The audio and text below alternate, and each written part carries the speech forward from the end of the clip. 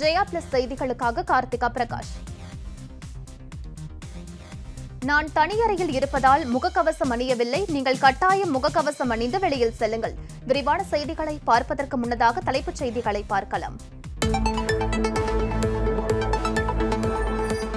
Corona பரவலில் கேரள நிலைமை மிக மோசமாக உள்ளது என காங்கிரஸ் எம்பி சசி தரூர் கருத்து. நிலைமையை கட்டுக்குள் கொண்டுவர மாநில அரசு விரைந்து நடவடிக்கை எடுக்க வேண்டும் என்றும் வலியுறுத்தல்.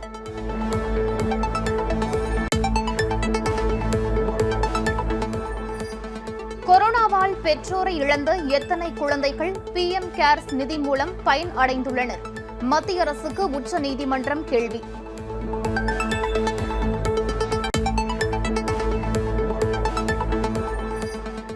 கொரோனா மீண்டும் வேகமெடுக்கும் நேரத்தில் நாட்டின் சொத்துக்களை விற்பதில் மத்திய அரசு குறியாக இருப்பதாக ராகுல் காந்தி குற்றச்சாட்டு. தொற்றில் இருந்து மக்கள் தங்களை தாங்களே பாதுகாத்துக் கொள்ள வேண்டும் என்றும் அறிவுறுத்தல்.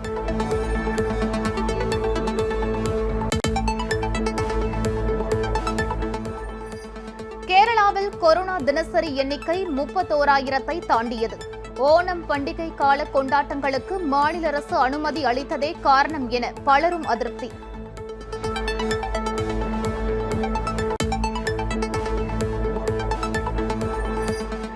டெல்லி பல்கலைக்கழகத்தின் பாடத்திட்டத்தில் இருந்த தமிழ் எழுத்தாளர்களின் படைப்புகள் நீக்கம். பேராசிரியர்களுக்கு தெரியாமலேயே மத்திய அரசு நடவடிக்கை.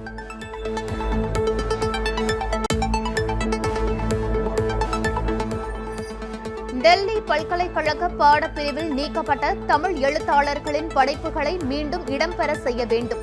மதுரை நாடாளுமன்ற உறுப்பினர் சு வெங்கடேசன் கோரிக்கை.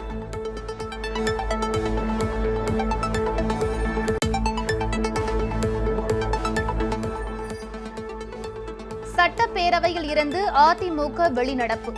அண்ணாமலை பல்கலைக்கழகத்துடன் ஜெயலலிதா பல்கலைக்கழகத்தை இணைத்ததற்கு எதிர்ப்பு.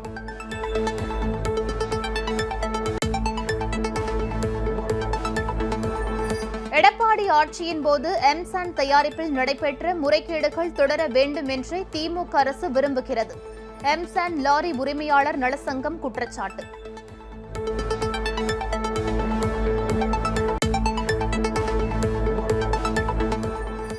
சமூக வலைதளங்களில் அவதூறு பரப்பியதாக கைதான நடிகை மீரா மிதுன் எழும்பூர் நீதிமன்றத்தில் ஆஜர்.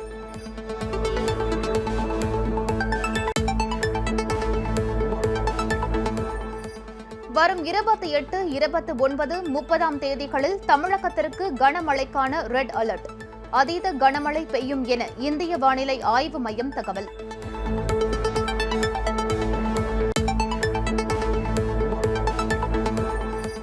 நீலகிரி மலை ரயிலை தனியாருக்கு தாரை வார்க்கும் மத்திய அரசின் முடிவு.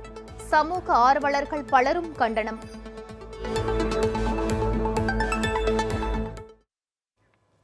விரிவான செய்திகளை பார்க்கலாம். கொரோனா பரவலில் கேரள மாநிலம் ஐசியூவில் இருப்பதாகவும் நிலைமை மேலும் மோசமடைந்து ஆம்புலன்ஸில் கொண்டு போவதற்கு முன்னால் அரசு நடவடிக்கை எடுக்க வேண்டும் என்றும் காங்கிரஸ் நாடாளுமன்ற உறுப்பினர் திரு சசி தரூர் வலியுறுத்தியுள்ளார். இந்தியாவிலேயே கொரோனா தினசரி பாதிப்பில் கேரளா முதலிடத்தில் உள்ளது. அங்கு கடந்த சில தினங்களாக தினசரி தொற்று எண்ணிக்கை 30,000-க்கும் கீழ் பதிவாகி வருகிறது. இந்நிலையில் கேரளாவில் கொரோனா தடுப்பு நடவடிக்கையில் முதலமைச்சர் திரு பினராயி விஜயன் அரசு தோல்வியடைந்துவிட்டதாக காங்கிரஸ் விமர்சித்துள்ளது. கேரள அரசுக்கு எதிராக தலைநகர் திருவனந்தபுரத்தில் அமைந்துள்ள தலைமை செயலகத்திற்கு முன்பு இளைஞர் காங்கிரசார் இன்று போராட்டத்தில் ஈடுபட்டனர். போராட்டத்தில் கலந்து கொண்ட காங்கிரஸ் நாடாளுமன்ற உறுப்பினர் திரு சசி தரூர் கொரோனா பரவலில் கேரள மாநிலம் ஐசியூவில் இருப்பதாக கூறினார். நிலைமை மேலும் மோசமடைவதற்கு முன்னர் அரசு நடவடிக்கை எடுக்க வேண்டும் என்றும் வலியுறுத்தினார்.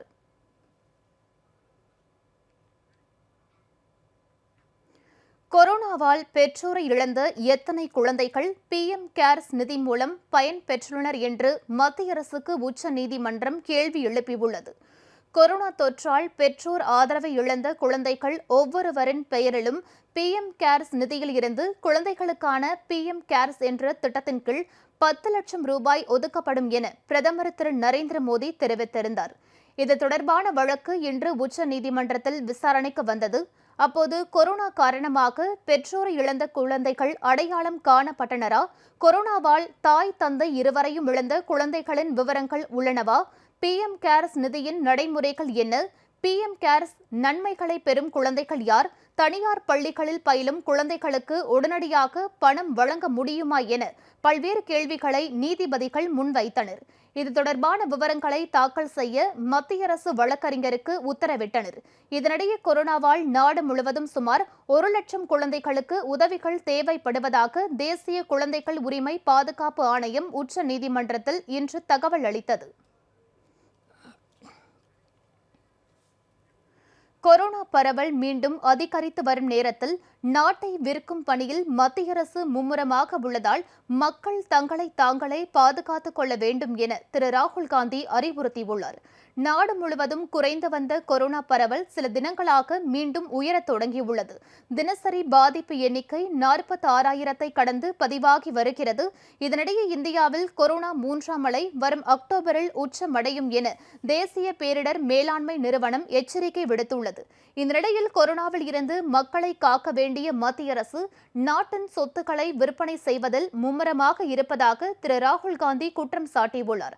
அவர் வெளியிட்டுள்ள டுவிட்டர் பதிவில், கொரோனா பாதிப்புகள் அதிகரித்து வருவது வேதனை அளிப்பதாகவும், அடுத்த அலையின் தீவிர விளைவுகளை தவிர்க்க தடுப்பூசி செலுத்துவதை விரைவுபடுத்த வேண்டும் என்றும், ஆனால் நாட்டை விற்கும் பணியில் மத்திய அரசு மும்முரமாக உள்ளதால் மக்கள் தங்களை தாங்களே பாதுகாத்துக் கொள்ள வேண்டும் என்றும் குறிப்பிட்டுள்ளார். கேரளாவில் கொரோனா தினசரி எண்ணிக்கை இன்றும் 31,000 தாண்டியுள்ளது. ஓணம் பண்டிகை கால கொண்டாட்டங்களுக்கு மாநில அரசு அனுமதி அளித்ததன் விளைவே அபாயகரமான அளவுக்கு தொற்று எண்ணிக்கை உயர காரணம் என புகார் எழுந்துள்ளது. இந்தியாவில் கொரோனா தினசரி பாதிப்பு எண்ணிக்கை கடந்த 24 மணி நேரத்தில் 46,000 உயர்ந்துள்ளது. இந்த மொத்த பாதிப்பில் கேரளாவில் பதிவான தொற்று எண்ணிக்கை மட்டும் 70% என்று மத்திய அரசு கூறியுள்ளது. மேலும் அங்கு ஒரே நாளில் கொரோனாவுக்கு 215 பேர் பலியாகியுள்ளதாகவும் மத்திய சுகாதாரத்துறை தெரிவித்துள்ளது. ஓணம் கொண்டாட்டங்களுக்கு அனுமதி அளித்தால் கொரோனா பரவல் அதிகரிக்கும் என மருத்துவ நிபுணர்கள் எச்சரித்தும் அதனை பொருட்படுத்தாத கேரள அரசு கொண்டாட்டங்களுக்கு அனுமதி வழங்கியதன் விளைவே கேரளாவில் தொற்று பரவல் அதிரடியாக அதிகரிக்க காரணம் என புகார் எழுந்துள்ளது. ஜெயலலிதா பல்கலைக்கழக விவகாரத்தில் திமுக அரசு மீது குற்றம் சாட்டி சட்டப்பேரவையில் இருந்து அதிமுக உறுப்பினர்கள் வெளிநடப்பு செய்தனர். எடப்பாடி ஆட்சியில் கடந்த ஆண்டு விழுப்புரத்தில் ஜெயலலிதா பல்கலைக்கழகம் தொடங்கப்பட்டது.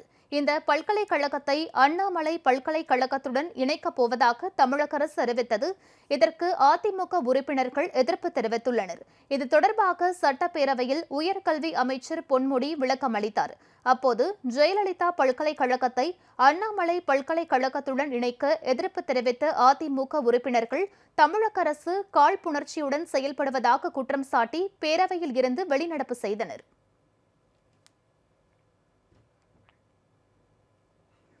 டெல்லி பல்கலைக்கழகத்தின் பாடத்திட்டத்தில் இருந்த தமிழ் எழுத்தாளர்களின் படைப்புகள் நீக்கம் செய்யப்பட்டுள்ளன. டெல்லி பல்கலைக்கழகத்தின் ஆங்கில துறை பாடப்பிரிவில் இருந்த தமிழ் எழுத்தாளர்களின் படைப்புகள் நீக்கப்பட்டதால் பலரும் அதிர்ச்சி அடைந்துள்ளனர்.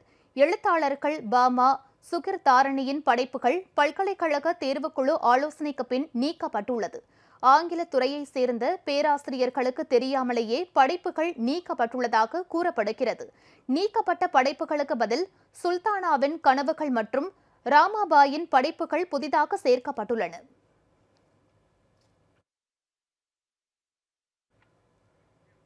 டெல்லி பல்கலைக்கழக பாடப்பிரிவில் நீக்கப்பட்ட தமிழ் எழுத்தாளர்களின் படைப்புகளை மீண்டும் இடம்பெற செய்ய வேண்டும் என்று மதுரை நாடாளுமன்ற உறுப்பினர் திரு சு. வெங்கடேசன் கோரிக்கை விடுத்துள்ளார். இது தொடர்பாக தனது டுவிட்டர் பக்கத்தில் அவர் வெளியிட்டுள்ள அறிக்கையில், டெல்லி பல்கலைக்கழகத்தின் பாடத்திட்டத்தில் இருந்து மகாஸ்வேதா தேவி, பாமா, சுகிர் தாரணி ஆகியோரின் படைப்புகள் நீக்கப்பட்டிருப்பது அதிர்ச்சி அளிப்பதாக குறிப்பிட்டுள்ளார். பொது சமூகத்தில் அழுத்தமான சலனங்களை தங்களது படைப்புகள் மூலம் ஏற்படுத்திய இவர்களின் படைப்புகள் பாடத்திட்டத்தில் மீண்டும் சேர்க்கப்பட வேண்டும் என்றும் தெரிவித்துள்ளார்.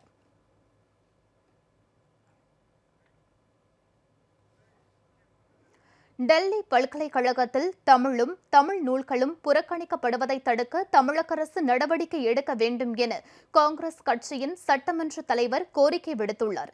சட்டப்பேரவை வளாகத்தில் செய்தியாளர்களை சந்தித்து காங்கிரஸ் சட்டமன்ற தலைவர் திரு செல்வ பெருந்தகை, மத்திய பாரதிய ஜனதா அரசு தமிழையும் தமிழ்நாட்டையும் தொடர்ந்து புறக்கணித்து வருவதாக குற்றம் சாட்டினார். டெல்லி பல்கலைக்கழகத்தில் எழுத்தாளர்கள் பாமா மற்றும் சுகிர் தாரணி எழுதிய ஆதிவாசி மக்களின் நிலையை விளக்கும் புத்தகம் தமிழ் துறையில் இருந்து நீக்கப்பட்டுள்ளதற்கு கண்டனம் தெரிவித்தார். டெல்லியில் உள்ள பிற பல்கலைக்கழகங்களிலும் தமிழ் துறையையும் தமிழ் நூல்களையும் அகற்றப்படுவதை தடுக்கும் வகையில் தமிழக அரசு நடவடிக்கை எடுக்க வேண்டும் என அவர் கோரிக்கை விடுத்தார். டெல்லி பல்கலைக்கழகம் அங்கே சுகிர் தாராணி எழுதிய கைமாறு என்ற புத்தகமும் பாமா அவர்கள் எழுதிய எண்ணுடல் என்ற புத்தகமும் இது ஒடுக்கப்பட்ட விளிம்பு நிலை ஆதிவாசி மக்களின் வாழ்வாதாரத்தையும் வாழ்வியலையும் குறித்த புத்தகம். இந்த புத்தகத்தை எதற்காக பிஜேபி அரசு அகற்ற வேண்டும்? நாங்கள் பலமுறை சொல்லுகிறோம், தமிழை எதிர்க்கிறார்கள், தமிழகத்தை புறக்கணிக்கிறார்கள், தமிழர்களை அவர்கள் விரும்புவதில்லை என்று பல காரணங்கள் சொல்லியிருந்தாலும் இந்த காரணங்களுக்கு என்ன பதில் சொல்ல போகிறார்கள்? இதை அகற்றிவிட்டு இன்னொரு அந்த புத்தகத்தை வைக்க வேண்டும் என்றால் அந்த பல்கலைக்கழக ஆய்வு கூட்டத்திலே முடிவு செய்திருக்க வேண்டும். எந்த முடிவும் எடுக்காமல், எந்த தகவலும் சொல்லாமல் இரவோடு இரவாக இந்த தமிழ் புத்தகத்தை அகற்றியிருக்கிறார்கள். வெப்பச்சலனம் காரணமாக தமிழகம், புதுச்சேரியில் 9 மாவட்டங்களில் இன்று கனமழை பெய்ய வாய்ப்புள்ளதாக சென்னை வானிலை ஆய்வு மையம் அறிவித்துள்ளது. தமிழகத்தில் 29 மற்றும் 30ஆம் தேதிகளில் அதீத கனமழை பெய்யும் என்பதால் ரெட் அலர்ட் விடுக்கப்பட்டுள்ளது. சென்னை வானிலை ஆய்வு மையம் இன்று வெளியிட்டுள்ள அறிக்கையில், வெப்பச்சலனம் காரணமாக செங்கல்பட்டு, விழுப்புரம், கள்ளக்குறிச்சி, கடலூர், திண்டுக்கல், நீலகிரி, ஈரோடு, தேனி ஆகிய மாவட்டங்களில் ஓரிரு இடங்களில் இடி மின்னலுடன் கூடிய கனமழையும் பெய்யக்கூடும் என தெரிவிக்கப்பட்டுள்ளது. இதேபோல் அடுத்த 4 நாட்களுக்கு புதுச்சேரி மற்றும் தமிழகத்தின் பல்வேறு பகுதிகளில் லேசானது முதல் மிதமான மழை பெய்ய வாய்ப்புள்ளதாக தெரிவிக்கப்பட்டுள்ளது. சென்னையை பொறுத்தவரை வானம் ஓரளவு மேகமூட்டத்துடன் காணப்படும் என்றும் நகரின் ஒரு சில பகுதிகளில் லேசான மழை பெய்யக்கூடும் எனவும் வானிலை ஆய்வு மையம் தெரிவித்துள்ளது. மன்னார் வளைகுடா மற்றும் குமரிக்கடல் பகுதிகள் மற்றும் கேரள கடலோர பகுதிகள் மற்றும் லட்சத்தீவு பகுதிகளில் பலத்த காற்று வீசக்கூடும் என்பதால் மீனவர்கள் இப்பகுதிகளுக்கு செல்ல வேண்டாம் எனவும் அறிவுறுத்தப்பட்டுள்ளனர். இதனிடையே தமிழகத்தில் 29, 30ஆம் தேதிகளில் அதீத கனமழை பெய்யும் என்பதால் ரெட் அலர்ட் விடுக்கப்பட்டுள்ளது. 29ஆம் தேதி கோவை, திருப்பூர், தென்காசி, 30ஆம் தேதி நீலகிரி, கோவை, திருப்பூரில் அதீத கனமழைக்கு வாய்ப்பு உள்ளதாக கூறப்பட்டுள்ளது.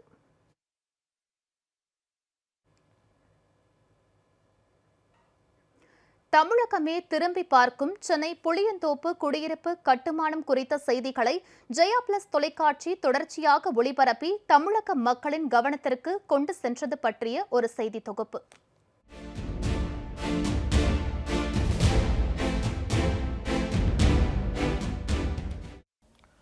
பூதாகரமாக வெடிச்சிருக்கும் இந்த புளியந்தோப்பு பிரச்சனையை ஆரம்பத்திலிருந்தே ஜெயா பிளஸ் செய்தி ரொம்ப கவனமாக கையாண்டுச்சு. ஜூன் மாதமே ஒரு செய்தி வெளியிடுறோம்.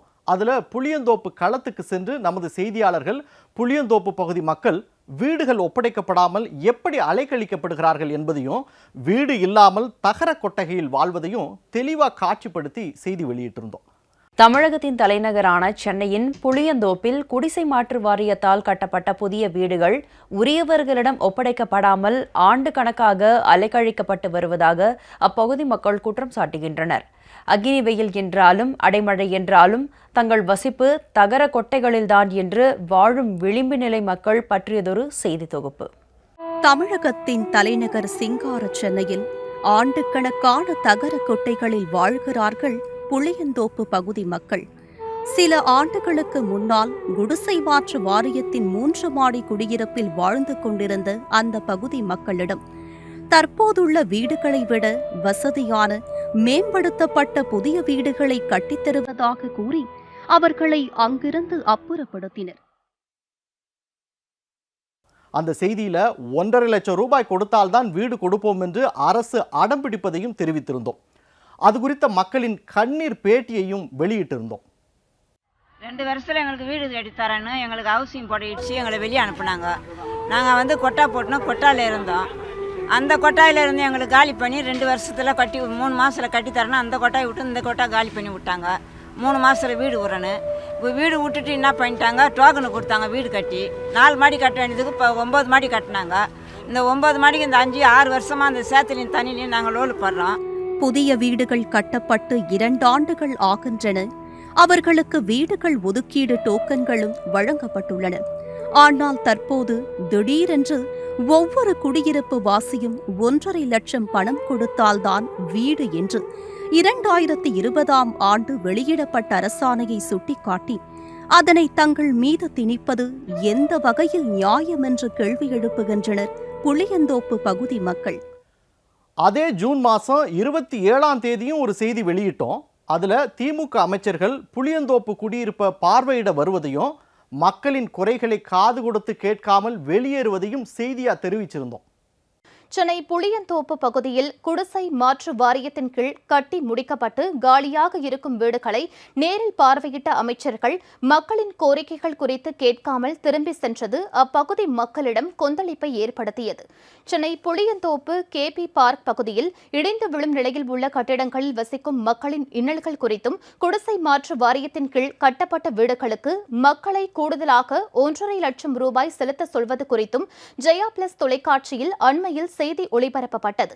இதன் எதிரொலியாக அமைச்சர்கள் திரு சேகர் பாபு, திரு தாமோ அன்பரசன் ஆகியோர் நேற்று புளியந்தோப்பில் உள்ள கட்டி முடிக்கப்பட்ட குடிசை மாற்று வாரியத்தின் வீடுகளை பார்வையிட்டனர். ஆனால் அப்பகுதி மக்களை சந்தித்து பேசாமல் சென்றுவிட்டனர். இதனால் ஆத்திரமடைந்த மக்கள் தங்களின் கோரிக்கைகளை குறித்து கேட்டறியாத அமைச்சர்கள் தங்கள் பிரச்சினைகளை எப்படி தீர்த்து வைப்பார்கள் என கொந்தளித்தனர். தினக்கூலியான தாங்கள் அரசு கேட்கும் 1.5 லட்சம் ரூபாயை எப்படி செலுத்துவோம் என்றும் கேள்வி எழுப்பினர். அதுக்கப்புறமா ஆகஸ்ட் மாதம் ஒரு செய்தி வெளியிடுகிறோம். அதில் வழங்கப்பட்ட வீடுகளில் குடிநீர் வசதி, லிஃப்ட் வசதி எதுவுமே இயங்கலை அப்படிங்கிறத ரொம்ப தெளிவாக சொல்லியிருந்தோம். அது மட்டும் இல்லை, படிக்கட்டுகள் வழியாக நடந்து செல்லும் போது அவை உதிர்ந்து விழுவதையும் தரம் குறைந்த கட்டுமானத்தையும் காட்சிப்படுத்தியிருந்தோம். சென்னை கேபி பார்க் பகுதியில் உள்ள குடிசை மாற்று வாரிய குடியிருப்பில் தண்ணீர் உள்ளிட்ட அடிப்படை வசதிகள் இன்றி தவிப்பதாக பொதுமக்கள் வேதனை தெரிவித்துள்ளனர். சென்னை புளியந்தோப்பு பகுதியில் பூர்வீகமாக வசித்து வந்த மக்கள் கேசவ பிள்ளை பூங்கா பகுதியில் புதியதாக கட்டப்பட்டுள்ள குடிசை மாற்று வாரிய குடியிருப்பிற்கு மாற்றப்பட்டுள்ளனர். 9 மாடிகள் உள்ள இந்த குடியிருப்பிற்கு இன்னும் தண்ணீர் இணைப்பு கொடுக்கப்படவில்லை. மின்தூக்கி இயங்காததால் பொதுமக்கள் தண்ணீர் உள்பட பல்வேறு காரணங்களுக்காக படிகளிலேயே ஏறி இறங்க வேண்டிய அவலம் ஏற்பட்டுள்ளது. மேலும் கட்டடங்கள் தரம் குறைந்து காணப்படுவதாகவும் சுவற்றின் பல்வேறு இடங்களில் பூச்சி உதிர்ந்து வருவதாகவும் பொதுமக்கள் குற்றம் சாட்டியுள்ளனர். 9 மாடி ஏறி தண்ணி காலையிலேருந்து தண்ணி தான் பிடிச்சிட்டு இருக்கோம். நாங்கள் எங்களுக்கு ரொம்ப கஷ்டமாக இருக்குது. இது இல்லாமல் குடியிருப்பு எல்லாமே தரலாமல் இருக்குது. இதை எதுவுமே செய்யாமல் இவங்க 1.5 லட்ச ரூபா பணம் கேட்குறாங்க எங்ககிட்ட. 1.5 லட்ச ரூபா பணம் கொடுத்தா தான் உங்களுக்கு நாங்கள் இதெல்லாம் செஞ்சு தருவோம் அப்படின்னு சொல்கிறாங்க. இப்போ கட்டுங்க சிமெண்ட் கல் இதில் கட்டியிருக்காங்க. எங்கே தொட்டாலும் தொப்பு தொப்புன்னு விழுது, பழுப்பு உடஞ்சி போயிருக்குது.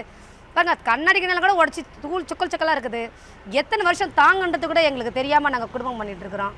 எந்த நேரத்தில் நிலநடுக்கம் வந்தால் கூட நாங்கள் உள்ளே போவோமா இல்லை சாயவா இப்படி சாயமான்றது எங்களுக்கு தெரியாமல் பயந்து ஒரு புது பில்டிங்கில் பயந்து வாழற சூழ்நிலை எங்களுக்கு இப்போ உருவாகிருக்குது. ஆரம்பம் முதலே ஜெயா பிளஸ் புளியந்தோப்பு குடியிருப்பு பற்றிய செய்திகளை பொறுப்போட கையாள அதன் பிறகுதான் விவகாரம் சூடு பிடிச்சு மற்ற தொலைக்காட்சிகளில் செய்தி வெளியாகி பிரச்சனை மொத்த தமிழகத்தையும் திரும்பி பார்க்க வைத்தது. இப்போ புளியந்தோப்பு குடியிருப்பிற்கு ஐஐடி நிபுணர்கள் குழு நேரில் சென்று கட்டிடங்களை ஆராய்வது வரை ஜெயா பிளஸ் தொடர்ச்சியாக செய்தி வெளியிட்டு வருகிறது. இனிமேலும் நடக்கும் நிகழ்வுகளையும் புளியந்தோப்பு குடியிருப்பு மக்களின் பிரச்சனைகளையும் தொடர்ச்சியாக ஒளிபரப்பிக் கொண்டிருப்போம்.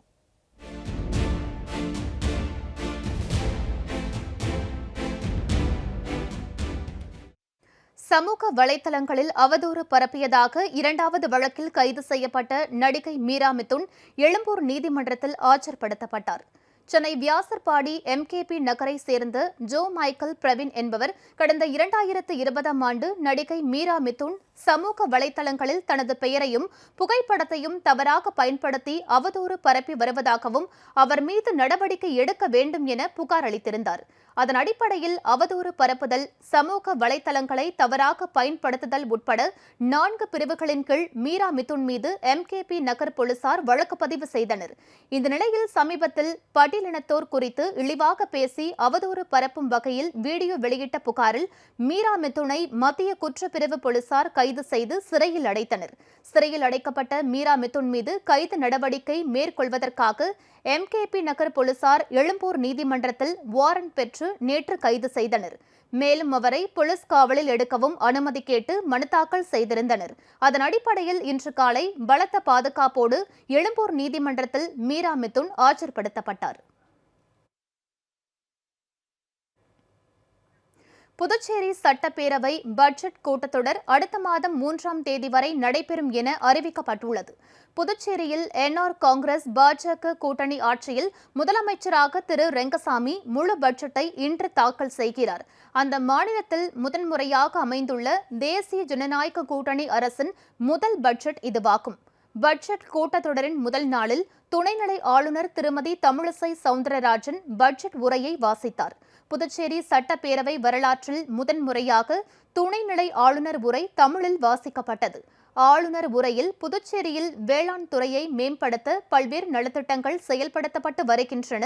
காய்கறி விதை பைகள் ஒவ்வொரு ஆண்டும் விவசாயிகளுக்கு வழங்கப்படுகிறது என தெரிவிக்கப்பட்டுள்ளது.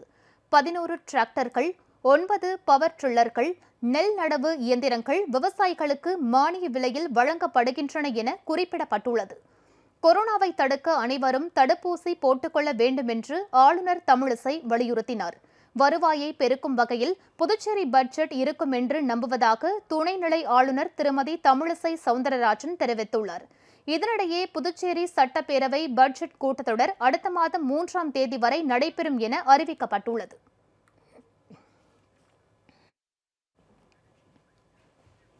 புனேவில் இருந்து 4,71,000 கோவிஷீல்டு தடுப்பூசிகள் சென்னைக்கு கொண்டுவரப்பட்டன. தமிழகத்திற்கு இதுவரை மத்திய தொகுப்பில் இருந்தும் தமிழக அரசின் நேரடி கொள்முதல் மூலமும் 2,79,07,600 கோவிஷீல்டு மற்றும் கோவாக்சின் தடுப்பூசிகள் கொண்டு வரப்பட்டுள்ளன.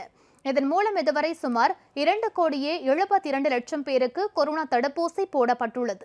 இந்த நிலையில் நேற்று 4,71,650 கோவிஷீல்டு தடுப்பூசிகள் புனேவில் இருந்து விமானம் மூலம் சென்னைக்கு கொண்டுவரப்பட்டன. சென்னை விமான நிலையத்தில் இருந்து தேனாம்பேட்டையில் உள்ள மாநில சுகாதார கிடங்கிற்கு கொண்டு செல்லப்பட்ட கொரோனா தடுப்பூசிகள் தேவைக்கேற்ப அந்தந்த மாவட்டங்களுக்கு பிரித்து அனுப்பி வைக்கப்படும் என்று அதிகாரிகள் தெரிவித்துள்ளனர்.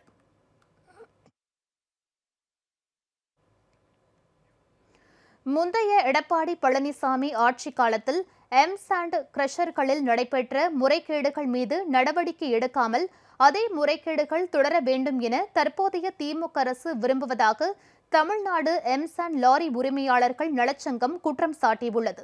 சென்னை பத்திரிகையாளர் மன்றத்தில் பேட்டியளித்த அச்சங்கத்தின் தலைவர் திரு யுவராஜ், தமிழகம் முழுவதும் 4000 எம்சாண்ட் கிரஷர்கள் முறைகேடாக செயல்படுவதாகவும் இதற்கு முக்கிய காரணமே முந்தைய எடப்பாடி பழனிசாமி அரசுதான் என விமர்சித்தார். இன்னைக்கு கட்டிடங்கள் ஒரு கட்டிடத்துடைய செவுரியோ ஒரு கட்டிடத்துடைய லேப்டியோ கையில் தள்ளினாவே மண்ணு கொட்டுதுன்னா அதுக்கு முழு காரணம் எம்சாண்ட், தரம் இல்லாத எம்சாண்டுனால கட்டப்பட்டது தான் முக்கியமான காரணம். மணலுக்கு மாற்றாக எம்சாண்ட் கொண்டு வரும்போது தொடர்ந்து அரசுக்கிட்ட இதுக்கு ஒழுங்குமுறை ஆணையம் ஒன்று போடுங்க, இதை ஒழுங்குபடுத்துங்க. இதில் இந்த எம்சாண்டு தரமாக யாரும் தயார் பண்ணலை. இது இவ்வளோ நாளாக சொல்லிட்டு இருக்கிறோம்.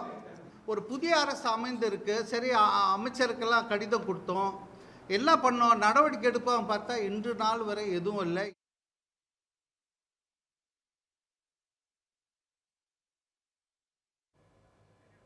கொலம்பியாவில் வெள்ள நீர் ஊருக்குள் புகுந்ததால் பொதுமக்களின் இயல்பு வாழ்க்கை கடுமையாக பாதிக்கப்பட்டுள்ளது. தென் அமெரிக்க நாடுகளில் ஒன்றான கொலம்பியாவின் குவாரண்டா, சுக்ரி, மொன்டேரியா, கொர்டாபா ஆகிய பகுதிகளில் கடந்த சில நாட்களாக கனமழை பெய்தது. இதனால் அங்குள்ள ஆறுகளில் வெள்ளப்பெருக்கு ஏற்பட்டு வெள்ள நீர் ஊருக்குள் புகுந்தது. ஆயிரக்கணக்கான வீடுகளுக்குள் தண்ணீர் குளம் போல் தேங்கியுள்ளதால் பொதுமக்களின் இயல்பு வாழ்க்கை கடுமையாக பாதிக்கப்பட்டுள்ளது. சாலைகளையும் வெள்ளம் சூழ்ந்துள்ளதால் ஏராளமானோர் பாதுகாப்பான இடங்களுக்கு அப்புறப்படுத்தப்பட்டுள்ளனர். வீட்டில் உள்ள பொருட்களை இழந்துவிட்டதோடு விளைநிலங்களும் கடுமையாக பாதிக்கப்பட்டதால் வாழ்வாதாரத்தை இழந்து தவிப்பதாக பாதிக்கப்பட்ட மக்கள் வேதனை தெரிவிக்கின்றனர். கனமழை தொடரும் என அந்நாட்டு வானிலை மையம் தெரிவித்துள்ளதால் பொதுமக்கள் அச்சமடைந்துள்ளனர். டோக்கியோவில் நடைபெற்று வரும் பாரா ஒலிம்பிக்கில் ஆஸ்திரேலிய வீராங்கனை பேட்ச் கிரிக்கோ முதல் தங்கப் பதக்கத்தை வென்றுள்ளார். ஜப்பான் தலைநகர் டோக்கியோவில் மாற்றுத்திறனாளிகள் பங்கேற்கும் 16வது பாரா ஒலிம்பிக் போட்டி கோலாகலமாக தொடங்கி நடைபெற்று வருகிறது. இதில் 162 நாடுகளைச் சேர்ந்த 4403 வீரர் வீராங்கனைகள் பங்கேற்றுள்ளனர். பாரா ஒலிம்பிக்கில் நேற்று நடைபெற்ற மகளிருக்கான 3000 மீட்டர் பர்சியூட் தனிநபர் சைக்கிள் பந்தயத்தில் ஆஸ்திரேலிய வீராங்கனை பெய்ஜ் கிரெக்கோ பந்தய தூரத்தை 3 நிமிடம் 50 வினாடிகளில் கடந்து புதிய உலக சாதனையுடன் தங்கப்பதக்கத்தை முகர்ந்தார். இதன் மூலம் பாரா ஒலிம்பிக்கில் முதல் தங்கத்தை வென்ற பெருமையையும் அவர் பெற்றார். சீனாவின் வான் ஜியோமி வெள்ளிப் பதக்கமும் ஜெர்மனியின் ஜெனைஸ் கிளின்டர் வெண்கலப் பதக்கமும் பெற்றனர்.